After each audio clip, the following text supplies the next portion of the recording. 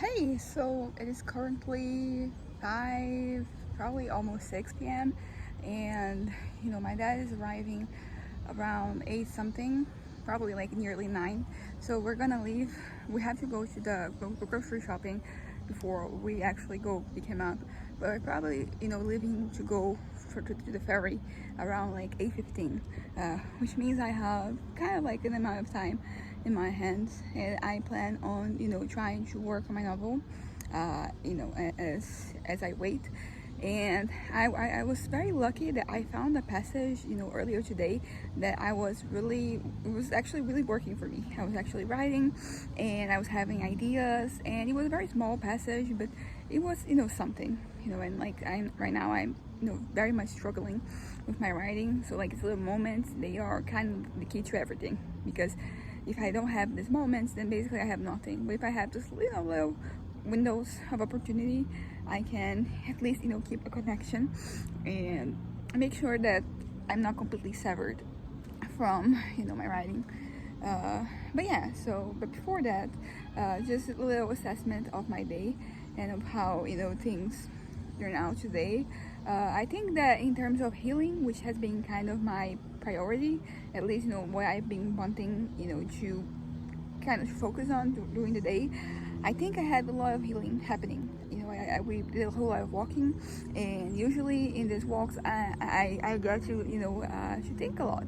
And sometimes what I think about is not great. Sometimes it's really bad, for me in general. Sometimes it's more specifically kind of like bad is something that is like small and can lead to like a certain, I don't know, to things being a little overwhelming or overbearing, or just over a lot of like overthinking basically. But as I mentioned earlier today, in my it's actually two videos. Oh, that's the moon. I don't know if you can. Oh, there it is. Oh, you can see it as nicely as I can. It is looking like a piece of cheese from here, and yeah, it is a crescent. But whatever, that's not what I wanted to talk about.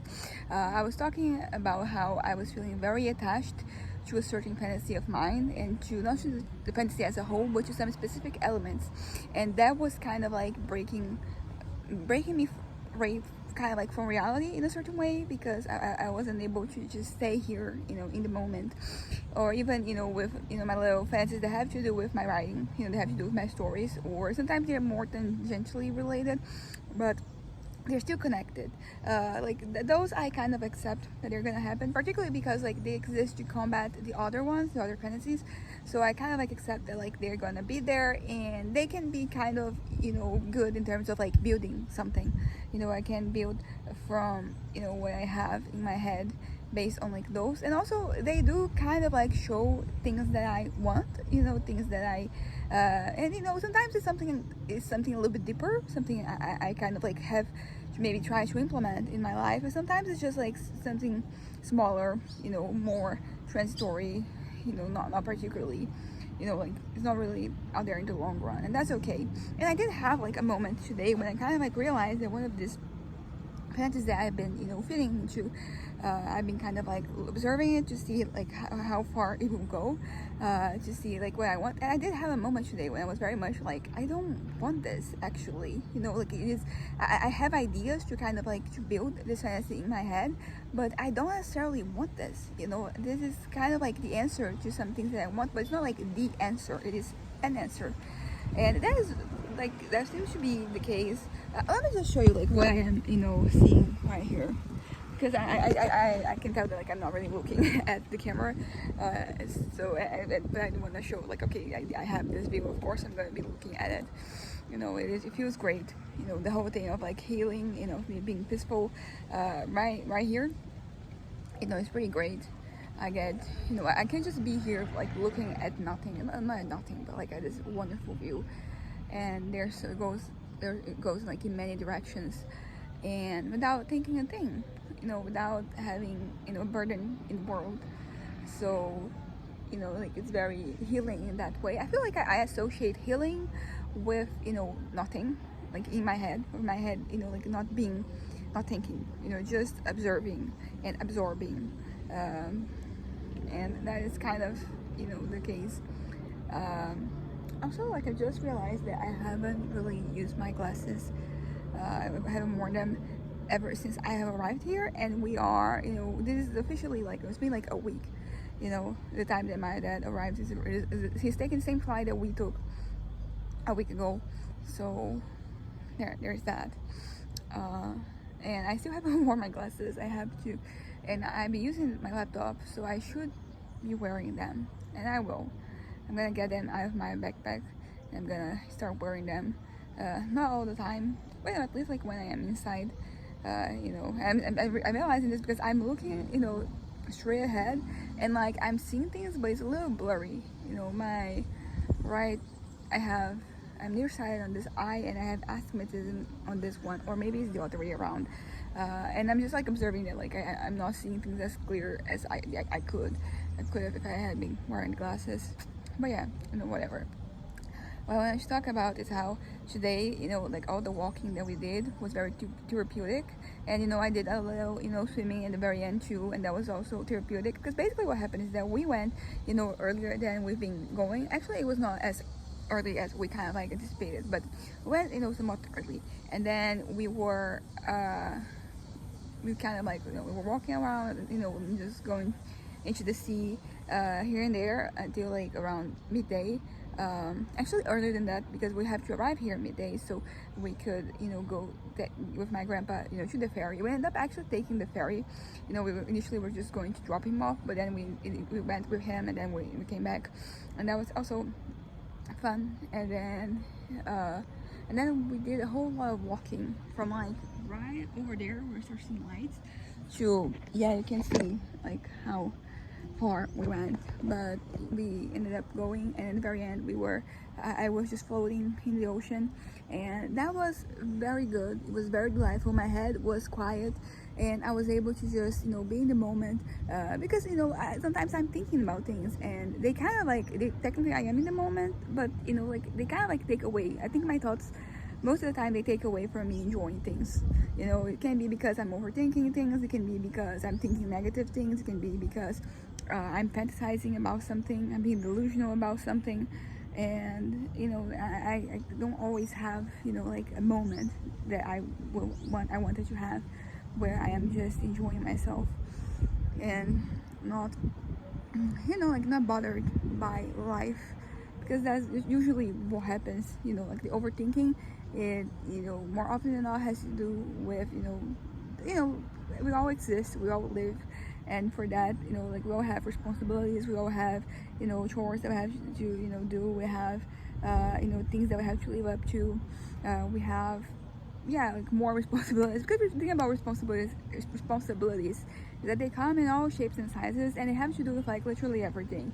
I could talk about responsibilities in terms of college, and me taking my classes and doing a good job there. I can talk in terms of like my livelihood, the things that I'm doing to make money so I can sustain myself, that those responsibilities. Then there's, for example, the responsibilities of stuff I do at home, my chores, for example. Those are the things also I'm responsible for. And then there's the future, like the plans that I have a responsibility, at very least to myself, to plan ahead, basically, and even like in each of like those small sectors, like there is more things that you have, there's more specific things that you have to take care of. And sometimes like you start thinking about things, and then it's kind of like the thoughts, they start stacking up, and before you realize, you're just overwhelmed with like everything that you have to do, and with everything that could go wrong, and everything that is going wrong. That is also a fun one, kind of acknowledging in real time that something is not working out. It can be kind of scary. I mean, it's not, it can be, usually it is scary, because usually like the things you're doing, like there's so much planning that goes into those things, and then if something stops working, you have to rethink everything, and then you have to it's not just about the future, it's about the present as well. And like, then what do? How do you fix things? Is there a way to fix things? Because sometimes there isn't. You just have to scrap it all, and just start from square one, square zero, I think square one, the saying. Then you have to start there, and then, you know, like you start looking at the past and it feels like, you know, wasted time. And, you know, I try not to look at things in terms of like me having wasted time, because a lot of times, like, you know, the reason why I learned that those things don't work is because I tried. So I had to actually go out there and do those things so I could, you know, really get to the conclusion that, like, yeah, this is not working out. College is a good example. I'm, you know, thinking about starting like a new major, and it's going to be the start of like a new cycle. And in this case, I won't really, because, you know, like moving from like one engineering to another one, you're able to like reuse a lot of like the subjects that you take, at least the ones at the very beginning. But like I'm going for, you know, for something completely different and completely that I have like there's no subjects that, you know, in many years I've been in college that like I have taken that I can, you know, use here. So but at the same time, like there is the possibility that like that's going to be the thing for me. You know, I don't have as romanticized an idea as I had when I was like a teenager, that like I'm gonna find a thing, you know, like the thing that is going to bring meaning to math, particularly because I kind of like realized that that thing is basically writing, but that is not where I am going. It's not, you know, where my career is going. So yeah, but anyways, I'm gonna wrap this up right now because it's starting to get, you know, well, I'm not feeling cold, but, you know, like the breeze is getting you know, a little bit more intense. And sometimes you don't feel cold, but, you know, you still, like, your body does, so you can get sick. So I don't know, I'm excited about writing. You know, I think that I will do something. I was gonna say I was gonna do a good job, but like I have no idea. But something will come out of my efforts, and that is as much as I can hope for. You know, for anything in life, that, you know, like you're gonna have some type of result. Sometimes the results, you know, like you want positive ones and you get negative ones. That's not ideal, but at least like it is something, right? It's not like you're screaming into the void and there is like nothing that's going to come out of that. You know, like there are consequences. You know, the thing about consequences is that, you know, like you both want them, and sometimes if like, because, you know, you don't know how things are going to turn out, you can do like your best to make sure that like everything is kind of like accounted for, and that you have look at all the variables, and then you have look at all the things you cannot control, and kind of like create a little path, a little plan to deal with those things. But I never really have certainty. You know, there's always, you know, risk, and sometimes, you know, things they go wrong, and then, you know, the consequences of them going wrong are right there, so you don't want them. But, you know, it's kind of like one of those things, like it's not a switch, you can switch it off, switch it on and off. Like it is what it is, you know. So like for you to have good consequences, you also need to have bad consequences, and that's just life. That's just how, you know, things work. I don't know, I'm just feeling both very, you know, kind of resigned with like with the way that my head is, you know, that, you know, very negative, very, you know, like kind of like looking for the end. But at the same time, like the other part of my head is very much like, no, let's make this fucking work. You know, let's, you know, I don't know exactly what. I think I have like some energy in me, but I don't really know exactly where to direct it. I'm gonna direct it to my writing, and then, you know, something's gonna come out of that, as I said. But I don't know. So I think that the takeaway from this video is that, number one, I was able to do a whole lot of healing today. I think that everything was very therapeutic, and even, you know, the moments when I think that my head ended up gravitating like away from, you know, certain fantasies, you know, the ones I'm trying to avoid. There were still like the issues with like attachment and the feelings I have of like possession, you know, possessiveness over, you know, certain ideas, and I don't really. That hasn't, you know, been resolved, and I don't think it's going to be resolved in a day. So it's more of a process. I don't know, I think I'm trying to desensitize myself to that particular thing, because basically what's happening so far is that I have some triggers. There are some certain, you know, things that I see that they remind me of, you know, these things that I feel kind of like possessive of, and they usually they generate this very kind of like very negative emotions, but not the usual negative. The negative in terms of like, okay, if I don't have this, I rather like not have anything at all. Like those types of like negative things. I mean, this is kind of like the usual, but you know, it's just, I guess, like a certain type of, you know, envy. Yeah, I don't like, you know, associating myself with envy. That is one of like, you know, I have my back piece with like all the different vices, and that is the one that like I kind of like acknowledge to myself that, you know, it is there, but historically, like it doesn't feel good. Like there are all other negatives, all the vices that I have, and this one is the one that I'm like kind of the most embarrassed to admit out loud, because it does kind of like, you're kind of, by admitting that you're envious of something, you acknowledge that whatever you have is pretty shitty, and I don't want to acknowledge that. I don't want to feel this way about my life and about the things I do and about the things I care about. But I'm kind of stuck here in this halfway point where I'm kind of like, because I need to acknowledge this. That's kind of like the thing. I need to acknowledge this so I can move on, but I don't want to say it out loud. Like, even just talking right here, I'm kind of like, oh, don't want to admit to that. But anyways, that is kind of like happening, and I don't know how to figure. I don't know how to fix it yet. I'm gonna figure this out. And I think that the way is for me to desensitize myself to that. It's basically for me to expose myself to a lot of like these triggers, and hope that like I'm going to get to a point where I no longer care. That is a strategy I've had with like a lot of different things throughout my life, and it has worked. I think it has like a 50-50 success rate. Sometimes it works, and I get better. Sometimes it makes things worse, and then I have to kind of like intervene.